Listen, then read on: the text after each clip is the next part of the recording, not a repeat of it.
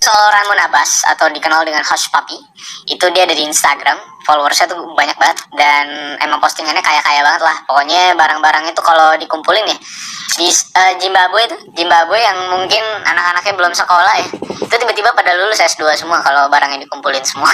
Karena barangnya mahal-mahal banget dan ternyata nipu gede banget, dan metode nipunya juga gokil banget, dan memang ini adalah betul-betul kaya dari menipu ya. Kalau biasanya kan pura-pura kaya untuk nipu. Kalau ini enggak, emang bener-bener kaya karena dari menipu. Nipunya juga kayak ini, telepon-telepon menang-menang giveaway palsu. Nah, kayak gitu tuh kalau di Indonesia. Cuman mereka punya metode yang berbeda, tapi mirip-mirip lah. Nah, mari kita bahas soal Ramon Abbas atau AKA Hush Puppy, yang menjadi salah satu selebgram yang kaya banget karena nipu gitu ya. Jadi mungkin dia sering-sering nelpon gitu, Anda menang nih gitu, tapi ternyata palsu semua. Nah, ini dia Ramon Abbas, dikenal juga sebagai Hush Puppy atau Hush atau Ray Hush Puppy, seorang selebgram verified dengan lebih dari 2 juta followers di Instagram dan terkenal dengan kehidupan super kayanya, lavish banget, yang semua postingannya itu isinya barang-barang bermerek yang kalau dijual itu bisa bikin satu keluarga manusia silver itu jadi manusia emas saking kayanya gitu ya. Ngeri banget dah pokoknya ya. Dan memang dia tuh ada di beberapa platform, ada di Snapchat, ada di Twitter kalau nggak salah, tapi di 2 platform tersebut dia tuh udah di take down akunnya, jadi sisa di Instagram doang. Jadi kalau kalian mau mampir, mau nge-pause dulu videonya, kalian bisa ke Instagramnya dulu, ke Hush Puppy, itu ada di Instagram. Update terakhir itu ada di bulan Juni 2020 kalau nggak salah. Nah, gue akan track back ke awal kehidupannya dulu. Awalnya tuh sebenarnya si Ramon Abbas ini yang lahir di tahun 1982 di Nigeria, di daerah pinggirannya Nigeria alias daerah Kumu, itu tentunya hidup secara sederhana, bahkan cenderung nggak mampu bisa dibilang, karena memang keluarga di daerah tersebut tuh cukup miskin semua. Bahkan masa kecilnya dia itu kerja bareng ibunya di pasar Olojojo alias pasar lokal di Lagos, Nigeria. Dan ayahnya itu cuman seorang supir taksi di sana yang gaji juga nggak seberapa karena turismenya juga nggak ada. Jadi memang supir taksi juga taksi lokal dan memang penghasilannya tidak seberapa. Nah, lalu dengan background miskin tersebut, entah kenapa tiba-tiba saat si Ramon ini semakin bertumbuh dewasa, Ramon yang dikenal dari orang atau keluarga yang gak mampu dan tentunya punya background yang tentunya sangat tidak mampu, itu tiba-tiba jadi seseorang yang royal banget untuk urusan uang dan sering bayarin orang makan dan ngebir, dan bahkan sering banget dilakukan. Jadi kalau misalnya lagi party-party gitu ya, itu tiba-tiba dia bisa bilang bahwa ini semuanya birnya gue yang bayarin aja, on me, your beer on me gitu. Jadi kayak emang sering traktir orang, jadinya terkenal juga dia di sana. Tentunya perubahan gaya hidup yang cukup frontal dan absurd ini tiba-tiba tentunya membuat orang sekitar tuh yang sudah lama tinggal bareng atau kenal sama si Ramon ini jadi curiga soal dari mana sumber pendapatannya Ramon yang tiba-tiba banyak dan bahkan terbilang gak masuk akal untuk orang daerah tersebut. Dan setelah ditelusuri lebih jauh soal sumber pendapatan, akhirnya orang sekitar yang kenal sama si Ramon ini tahu bahwa Ramon itu katanya mendapatkan kekayaannya dari cybercrime alias kejahatan cyber atau kejahatan digital yang lebih dikenal di daerah tersebut dengan nama Yahoo Boys. Yahoo emang Yahoo nih ya, Yahoo sebuah platform search engine. Nah, disebut dengan nama Yahoo Boys karena Yahoo itu adalah salah satu email gratisan pertama yang muncul di Lagos, Nigeria. Dan Yahoo Boys sendiri adalah sebutan untuk mereka yang mengambil identitas orang lain dan berpura-pura sebagai orang lain, lalu nyari dan mengincar orang-orang kaya di internet lewat email. Nah, lalu membuat lawan bicaranya itu tertarik secara emosional dan diakhiri dengan meminta duit ke mereka dan lalu ditinggal. Bisa dibilang ada yang jadi hode, ada yang pura-pura jadi cewek, ada yang pura-pura jadi cowok, dan memang ini dilakukan lewat atau via internet. Makanya karena search engine atau email pertama yang didapat dari untuk mereka itu adalah Yahoo, makanya nah mereka adalah Yahoo Boys karena itu pertama kalinya mereka membuat email-email. Kalau di sini kan lewat SMS segala macam, nah di sana itu lewat email gitu ya. Nah, memang praktik ini itu marak banget di Lagos, Nigeria, sehingga saat orang sekitar tuh tahu bahwa Ramon itu kaya dari menipu secara digital, ya udah mereka secara umum tuh menutup mata. Toh dampaknya buat lingkungan mereka juga kan baik, karena di traktir bir juga, ekosistem kehidupan mereka juga jadi lebih makmur bisa dibilang. Jadi gak ada yang ngelaporin juga, karena buat mereka ya kayak Robin Hood aja, mencuri dari orang-orang kaya. Nah, lalu perlahan setelah praktik ini semakin marak dan semakin menguntungkan dan besar banget profitnya, para Yahoo Boys ini termasuk Ramon itu mencoba memperluas praktik penipuan ini dan dia memutuskan untuk pergi ke Kuala Lumpur, Malaysia di tahun 2014 untuk bisa dapetin profit lebih gede lagi dan baru berpindah akhirnya kepada tahun 2017 buat menikmati hidup yang lebih mewah lagi. Karena lo tahu bahwa kerajaan Arab atau Dubai seperti itu kan tentunya kehidupan yang sangat-sangat mewah dan mungkin dia bisa menghabiskan uangnya dengan jauh lebih efektif kalau dia tinggal di daerah Dubai. Nah, dari tahun ke tahun penipuannya itu semakin membesar dan ngebuat dia itu jadi orang yang super kaya raya. Dan seiring dengan kekayaannya semakin bengkak dan menanjak, Ramon itu juga jadi orang terkenal di sosial media dengan nama Hush Puppy, yang isi Instagramnya adalah mobil-mobil mewah kayak Bugatti Veyron, terus ada Rolls Royce dan segala macam tuh ada semua. Jam miliaran rupiah seperti Richard Mille, kalau nggak salah ada Patek Philippe juga, terus ada banyak lah jam-jam, karena gue gak punya jam kayak gitu ngapain gue hafalin juga ya. Intinya banyak banget jam-jam mahal yang dia pakai dan dipamerin dengan tentunya setir-setir mobil-mobil mahal, karena kan satu set tuh biasanya jam tangan dengan setir mobil, itu udah template banget. Sampai memang baju dan tas yang harganya juga luar biasa, bisa bikin orang tuh sarjana 4 kali lah gitu ya, saking mahalnya barang-barangnya. Dan memang disebut juga sebagai rajanya Gucci juga karena barangnya juga Gucci-Gucci semua. Dan memang bahkan bathrobe-nya atau jubah untuk tidurnya itu bahkan ada namanya Hush Puppy, mereknya Versace. Jadi emang udah gokil banget pasti karena bisa custom bathrobe-nya Versace. Lu bayangin tuh kayak apa ya. Dan lalu pada tahun 2019 dia tuh melakukan aksi yang luar biasa besar untuk bisa meraup uang yang lebih besar lagi, yaitu mencoba membantu geng Korea Utara, geng hacker Korea Utara untuk mencuci uang hasil curian mereka yang mereka curi secara digital lewat Bank Maltese of Valletta sebesar 15 juta US dollar alias sekitar 200 miliaran rupiah lah bisa dibilang. Di mana kasus kejahatan digital ini membuat Maltese menjadi kota yang cukup ribet di hari perampokan tersebut. Karena kasus ini itu sempat membuat sistem pembayaran di Maltese itu tutup total, sehingga semua orang tuh nggak bisa berbelanja di hari itu karena merchant dan segala macamnya atau payment sistemnya semuanya mati atau shutdown untuk menyelamatkan hal yang masih bisa diselamatkan dari Bank of Maltese pada saat itu. Dan metode kejahatan mereka adalah dengan cara mengemail, alias disebut dengan metode BEC atau Business Email Compromise. Yang caranya ini cukup cerdas adalah para hacker ini akan meng-email random beberapa orang dan perusahaan yang potensial dan punya uang banyak menurut mereka, yang tentunya sesuai dengan database mereka.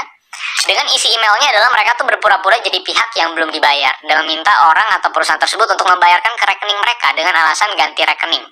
Yang alamat emailnya pun hanya biasanya akan berbeda 1-2 huruf aja dari email aslinya, sehingga nggak bakal kelihatan seperti email palsu jika nggak diperhatikan secara seksama ataupun sedetail itu. Jadi sebenarnya gue pribadi pun juga pernah tertipu ya. Pas itu gue lagi pengen yang namanya nungguin Cyberpunk, terus dari CD Red atau CDPR itu tiba-tiba email kita dengan cara katanya mereka membayar untuk mengiklankan Cyberpunk 2077. Tapi setelah kita track segala macam, ternyata memang itu adalah tipuan dan itu adalah salah satu metode BEC, di mana dia akan mengambil semua yang namanya confidential data kita alias password dan segala macam. Jadi memang mengerikan banget lah lewat email. Kalau memang lo sering banget buka-buka email atau buka-buka website yang aneh-aneh, itu biasanya masuk phishing dan akhirnya database lo kecuri sama mereka. Nah, tentunya metode ini berhasil menipu banyak orang dan perusahaan yang biasanya bekerja sama dengan supplier atau klien dari luar negeri yang memang biasanya jumlah transaksinya itu cukup masif dan selalu berkomunikasi lewat email untuk masalah pembayaran. Jadi biasanya tuh multi apa tuh bisa dibilang multinational company biasanya atau multinational corporation yang memang biasanya bisnisnya tuh antara negeri satu dan negeri kedua gitu. Biasanya kan tentunya informasinya adalah lewat email dan itulah yang mereka compromise emailnya karena database-nya kecuri gitu ya. Walaupun memang kasus perampokan lewat Bank Maltese ini berhasil dipecahkan oleh NCA yang menangkap orang di balik perampokan dan pencucian uang dari hasil perampokan tersebut yang berlokasi di Irlandia pada saat itu. Tapi memang pada saat itu nama Ramon itu belum tersangkut ke kasus besar ini, padahal ada Ramon di situ. Nah, karena belum tertangkap, Ramon pun terus beraksi semakin besar bahkan, dimana pada tahun 2019, tepatnya bulan Mei, dia itu membuat sebuah akun bank di Meksiko yang ditujukan oleh Ramon untuk menerima uang sekitar 300 juta pounds alias berapa T. Ya nggak usah kita hitung juga, entah kan kalkulator kita juga rusak ya kalau kita hitung, percuma, kita juga nggak bisa baca juga karena saking gedenya. Intinya banyak lah gitu ya. Dan uang ini itu datang dari klub sepak bola Inggris atau Premier League dan juga sebuah perusahaan firma atau law firm di Inggris. Jadi targetnya aja udah sekali itu ya. Metodenya pun masih sama. Ramon ingin menipu kedua badan besar tersebut dengan cara BEC atau yang namanya business email compromise, di mana Ramon itu mengemail kedua badan tersebut dengan berpura-pura menjadi seorang supplier dari kedua badan tersebut yang mengatakan belum dibayar dan menginformasikan kepada dua badan tersebut bahwa mereka ada perubahan akun bank untuk metode pembayaran. Dan seperti yang gue bilang, bahwa email yang dipakai itu juga sangat mirip dengan email supplier yang dimaksud. Makanya kadang perusahaan ini juga nggak bakal sadar bahwa mereka tuh lagi berhadapan dengan email penipu gitu, saking miripnya. Tapi sayangnya memang penipuan ini nggak berhasil karena bank di Inggris pada saat itu menolak untuk melakukan pembayaran ke akun bank Meksiko yang sebabnya adalah alasan keamanan. Sehingga akhirnya usaha ini gagal. Memang sulitnya melacak siapa dalang dari seluruh usaha penipuan ini, ya Ramon tetap bisa bebas dan pamerin seluruh kekayaannya lewat Instagramnya bersama dengan foto-fotonya bersama dengan para wanita cantik dan seksi ala-ala orang-orang kaya yang biasanya semuanya besar gitu ya, karena memang itu biasanya favorit dari para laki-laki kaya gitu ya. Dan karena itu juga korban yang berjatuhan juga semakin banyak karena Ramon nggak bisa dideteksi. Dan jumlah uang yang hilang juga semakin banyak. Bahkan ada salah satu korban yang bercerita kepada pengacaranya bahwa dia tuh kehilangan 500.000 pound sterling alias 7 miliar rupiah kalau dikonversikan, dan membuat dia akhirnya harus dideportasi dari Dubai, tempat dimana dia tuh udah tinggal lama di situ karena hutang yang menumpuk dan ketidakmampuan untuk membayar hutang tersebut, yang ngebuat akhirnya korban mau nggak mau ninggalin keluarganya yang nyangkut juga di Dubai. Jadi itu salah satu cerita sedih dari korbannya Ramon ini yang kehilangan cukup banyak uang. Tapi akhirnya setelah banyak penipuan yang dilakukan lancar terus gitu ya, bisa pamer terus di sosmed, Ramon itu akhirnya mencapai titik akhirnya, di mana pada tahun 2019 akhir sampai 2020 awal, Ramon itu kembali melakukan pencurian identitas untuk menipu seseorang. Nah ini dia adalah titik balik dari kasus ini, di mana dia tuh menyamar sebagai seorang bankir dari New York terpercaya yang mau nguras duit orang terkait dengan pembangunan sekolah di negara-negara Teluk yang berbiaya sekitar 15 juta US dollar. Jadi dia pengen pura-pura jadi makelar untuk membantu salah satu pebisnis dari Qatar untuk bisa nge-raise fund sekitar 15 juta US dollar untuk ngebangun sekolah-sekolah di negara-negara Teluk yang memang masih kurang pendidikannya misalnya. Dan operasi ini dioperasikan oleh beberapa mitra Ramon yang menyatu dalam satu kelompok yang terbagi dari beberapa orang dari beberapa negara berbeda, mulai dari Kenya, Nigeria, dan Amerika Serikat, untuk bisa mencari para korbannya untuk bisa membiayai 15 juta dolar tadi, yang memang alasannya adalah untuk membangun sekolah. Yang tentunya setelah uangnya didapetin pasti dibawa kabur gitu ya. Dan hasil dari penipuan ini terlihat dari jam tangan Ramon juga yang dipamerkan lewat akun Instagramnya, yang jam tersebut berharga sekitar 3 miliaran. Jadi memang saat dia foto jamnya dengan Bugatti Veyronnya itu adalah saat dia tuh sudah mendapatkan uang sebanyak itu. Salah satu barang yang dibeli adalah jam tangan tersebut. Ini kelompok kerjasama yang tadi terdiri dari banyak orang dari beberapa negara, tentunya punya kepentingannya masing-masing. Konflik akhirnya terjadi di kelompok ini. Namanya juga kelompok kriminal ya, semuanya rakus ya. Karena tentunya ada beberapa orang di kelompok Ramon ini merasa nggak puas dengan pembagian uang yang mereka dapetin. Dan kenapa Ramon yang paling gede? Kira-kira itu pemikiran mereka. Sehingga orang-orang yang nggak puas ini ngancam si Ramon nih akan membuka identitas dan juga membongkar seluruh operasi penipuan ini ke permukaan dan ngebuat si Ramon itu bisa ditangkap. Tapi setelah menerima ancaman ini, Ramon itu nggak tinggal diam. Dan bukannya memberikan uang yang diinginkan, dia tuh justru malah mengontak salah satu koneksinya dia di kepolisian Nigeria, yaitu Abba Kyari. Di mana Ramon itu menulis pesan kepada si Abba yang isinya, I want him through serious beating of his life. Alias minta, dia tuh pengen si Abba Kyari ini kalau bisa ngegebukin orang yang ngancam dia ini sampai selesai gitu kalau bisa. Ramon juga menulis bahwa dia tuh pengen banget ngabisin banyak duit buat bikin ini orang itu di penjara dalam waktu yang lama banget. Alias gue siap nyogok dan bayar berapapun untuk bisa orang ini di penjara dengan waktu yang cukup lama. Dan setelah menerima pesan tersebut dan uang sekitar 20.600 US dollar alias hampir 300 jutaan rupiah, Abba Kyari ini langsung melakukan penangkapan dengan tuduhan palsu untuk menangkap orang yang mengancam Ramon. Gilaan yang dilakukan Ramon yang bekerja sama dengan Abba sebagai polisi Nigeria itu akhirnya terbongkar karena yang namanya data-data yang bocor dan juga chat-chat yang bocor dan beberapa koneksi yang terlalu besar akhirnya sehingga membocorkan beberapa data-data penting. Dan akhirnya ngebuat Ramon itu berhasil ditangkap pada bulan Juni 2020 di Dubai. Tempat tinggalnya akhirnya digerebek di apartemennya yang berada di Palazzo Versace, salah satu tempat yang gokil, mahal banget di Dubai. Dan ditemukan di apartemen tersebut itu, ini cukup mengagetkan ya. Saya tidak pernah menyimpan uang sebanyak ini atau aset sebanyak ini di rumah saya.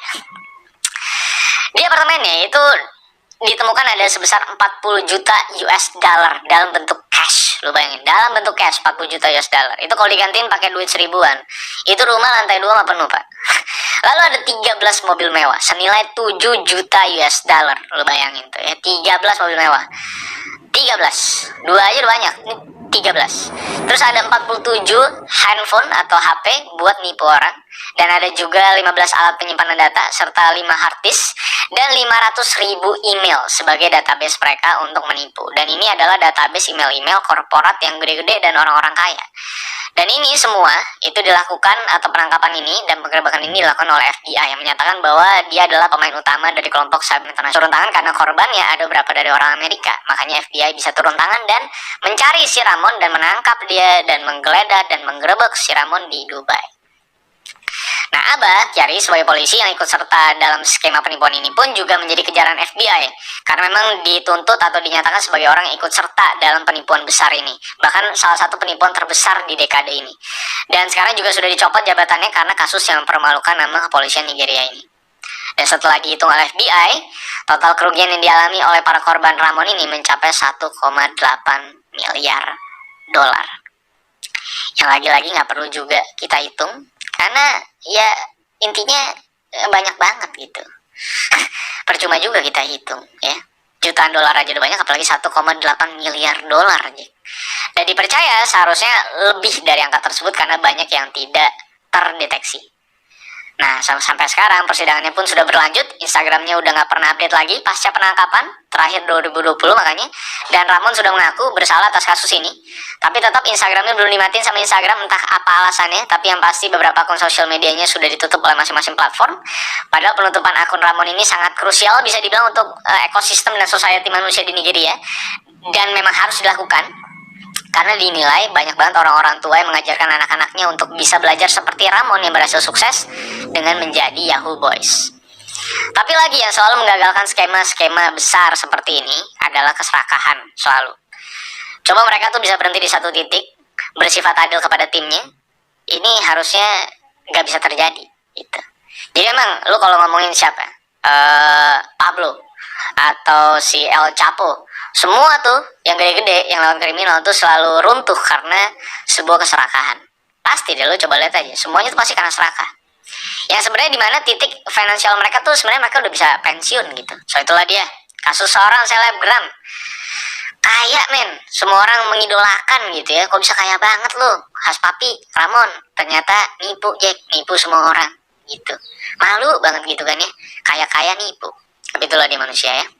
Tapi semoga ini jadi pembelajaran ya, supaya jangan pada nipu-nipu ya. Kalau mau keren di Instagram ya pastikan harta beneran, jangan nipu dan nyolong gitu kan, dosa ya. Tapi udah itu aja, sampai jumpa di kasus-kasus selanjutnya.